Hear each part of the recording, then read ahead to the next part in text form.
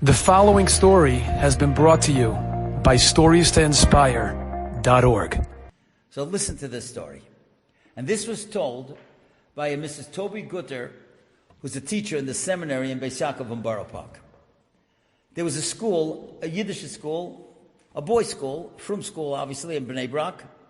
And they were told that if they learned the 5th, 6th, and 7th and 8th grades, if they learn a certain amount and behave, they could go to a water park.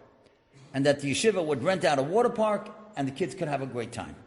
And the boys were fine, and the Rebbes went. There was a couple of Rebbes that went on one bus with the 7th and 8th grade, and other bus, the 5th and 6th grade. There were other Rebbeim, and they all went. Now, they were told by the water park that they must be on time at 10 o'clock in the morning. Because if not, at 1 o'clock, there's a girls' school that's coming, and they got to be out by 12, because obviously they can't be there at the same time. So all the kids were so excited. They had all their swimming gear, and they were so excited to go on the water park, and the 2 buses left. They come to the park, and one of the Rebbes, as he's about to take the kids off the bus, he sees the girls getting off the bus that are already in the parking lot, and other girls are entering the park. And he can't believe it. How could that be? They're supposed to come in the afternoon. And the Rebbe says, Bachram, stay on the bus. I have to go see what's going on. And he goes to the office, and they say, we have a girls' school coming in the afternoon. And then they look that 2 people in the office, they double booked. They made a mistake.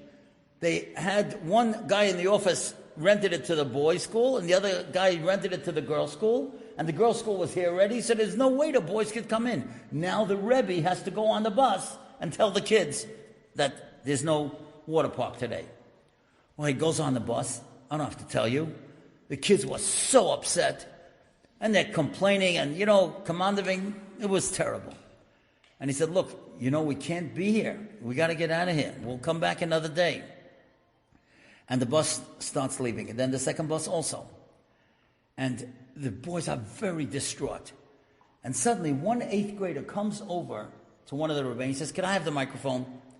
And the Rebbe was terrified. He didn't know what this kid was going to do, because is he going to instigate the whole bus? But he figured, okay, it can't get much worse. So he tells the kid, okay, go ahead, you could have it. 8th grader, kid gets up and he says, Rabbi, I want you to know that we all made a big Kiddush Hashem today. We're not supposed to be there when that other school was there, and we didn't complain. We didn't go to the office and make a Chil Hashem and tell them how wrong they were. We should be so proud. We're B'nai Torah. We're Yeshiva-lite. We Yeshiva Bachrim. Let's sing together. Ashreinu Matov Cholkeinu.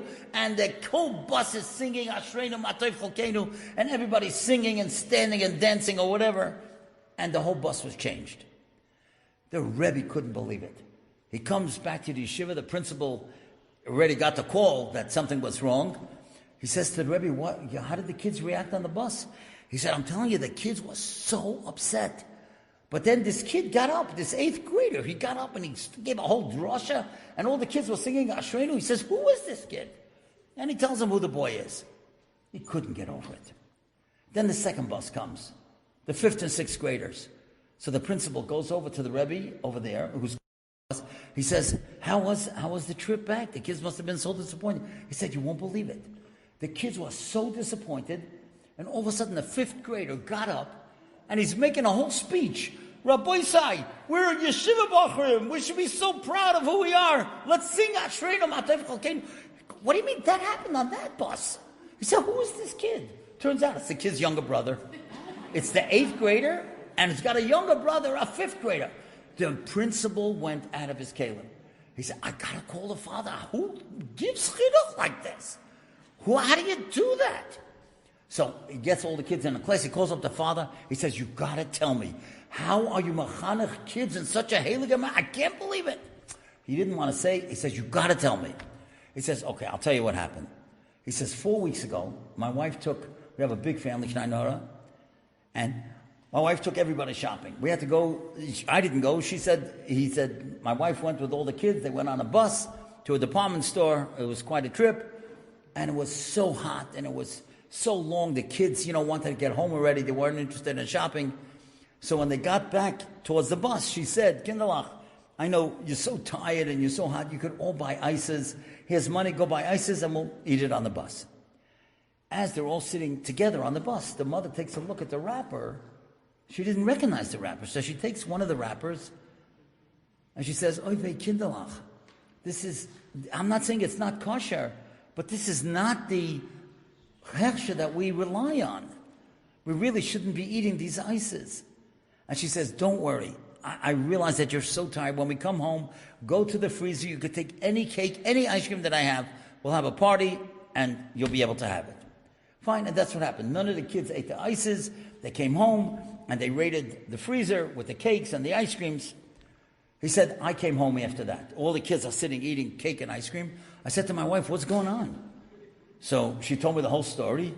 I said, that's how they were. It's so wonderful. What a Kiddush Shem Shemayim, that they didn't eat the ices even though you told them that it was kosher. We got to do something more for them. He calls out all the kids. He says, go to the store. Hey, I'm giving you money. Buy a big cake. Buy more ice cream. Come back. You'll come back in 10, 15 minutes. Meanwhile, him and his wife, they take out a Shabbos tablecloth. They spread it on the table. They take out like fancy, colorful dishes and napkins. And all the kids come back. And the father says to his kids, Kinderlach, I'm so proud of you. Mommy told me how tired you were, and you were exhausted, and still you were oimid in the Nisayan. You didn't have those ices. We have to celebrate.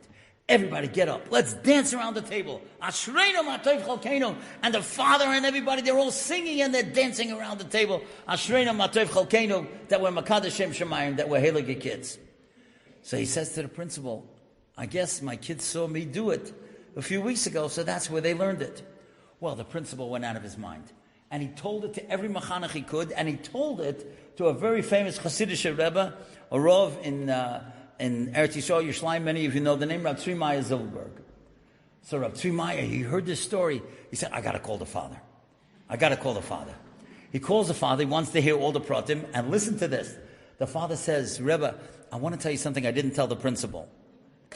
You see, a few days after that incident happened, a lady came to my house, and she saw my 3-year-old, so she gave him a candy. So he went into the kitchen, and he said to his mother, Ma, is this a kosher candy, or is this Ashreinu candy? Enjoyed this story? Come again. Bring a friend. StoriesToInspire.org